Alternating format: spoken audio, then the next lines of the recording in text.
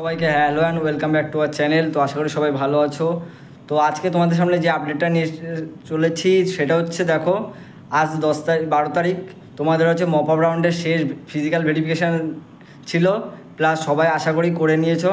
এবার তোমাদের যে কোশ্চেনটা ছিল, দাদা ডিসেন্ট্রালাইজে বসবো কি না, অর্থাৎ দেখো যারা কলেজ পেয়ে গেছো তাদেরকেও আমি রিকোয়েস্ট করব কলেজে ভর্তি হয়ে যাও, যদি ইচ্ছা থাকে তাহলে অ্যাপ্লাই করতে পারো।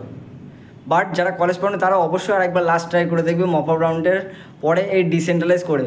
তো ডিসেন্ট্রালাইজটা কি আমি একবার বলে দিই। ডিসেন্ট্রালাইজে কলেজের নিজস্ব সাইটে গিয়ে তুমি তোমার রেজিস্ট্রেশন করবে কলেজে এই ডিপার্টমেন্ট পেতে যাও বলে। তো এটা হচ্ছে ডিসেন্ট্রালাইজ কাউন্সেলিং। তো কবে থেকে শুরু হতে পারে ডিসেন্ট্রালাইজ কাউন্সেলিং?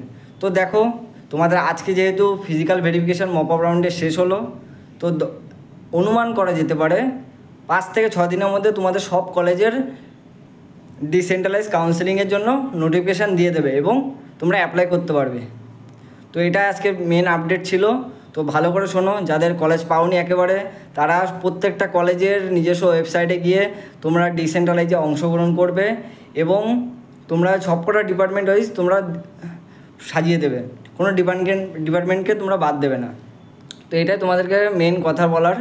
এবং দেখো যারা কলেজ পেয়ে গেছো তারা যদি ভাবো একটু অন্য ব্রাঞ্চ নিতে চাও তাহলে ডিসেন্ট্রালাইজে বসো, কোনো অসুবিধা নেই। তবে তোমরা অ্যাডমিশান হয়ে গিয়েছো আমি আশা করি, কারণ আজকে লাস্ট ডেট ছিল মপ আপ রাউন্ডের। এবং যাদের এবছর কলেজ পাবে না বা তাদের জন্য খুবই দুঃখিত। তো আমি তাদেরকে একটাই বলবো, তোমরা যদি ভাবো অন্য কোনো লাইনে যাবে তো সেটাও যেতে পারো।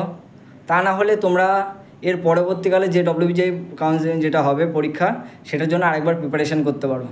সেখানে যদি তোমরা ভালোভাবে র্যাঙ্ক করতে পারলো তো অবশ্যই ভালো ভালো কলেজ পাবে, কল্যাণী, যাদবপুর এইসব কলেজ আছে, তো এগুলো পেতে পারবে।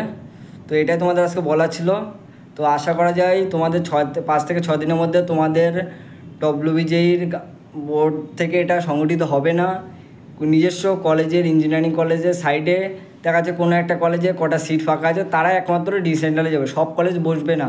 দেখা যাচ্ছে সব কলেজের যদি সিট ফুল হয়ে যায় তাহলে কোনো কলেজই বসবে না ডিসেন্ট্রালাইজ। তবে এটা হয় না কোনো বছর, এবছর প্রচুর সিট বেড়েছে, ডিসেন্ট্রালাইজে বেশিরভাগ কলেজই বসবে। তো এটাই বলবো যে ডিসেন্ট্রালাইজের জন্য সবাই অ্যাপ্লাই করবে যারা মেনলি কলেজ পাওনি। তো আজকের ভিডিওটা আমি এখানে এতটুকু আপডেট ছিল, তো তোমাদের সামনে এটা জানিয়ে দিলাম এবং দেখা হচ্ছে তোমাদের সামনে পরবর্তী একটা নতুন ভিডিওতে। তো আজকের মতো এখানে টাটা। তো চলো এখন লাইক শেয়ার কমেন্ট করে দিও। তো টাটা।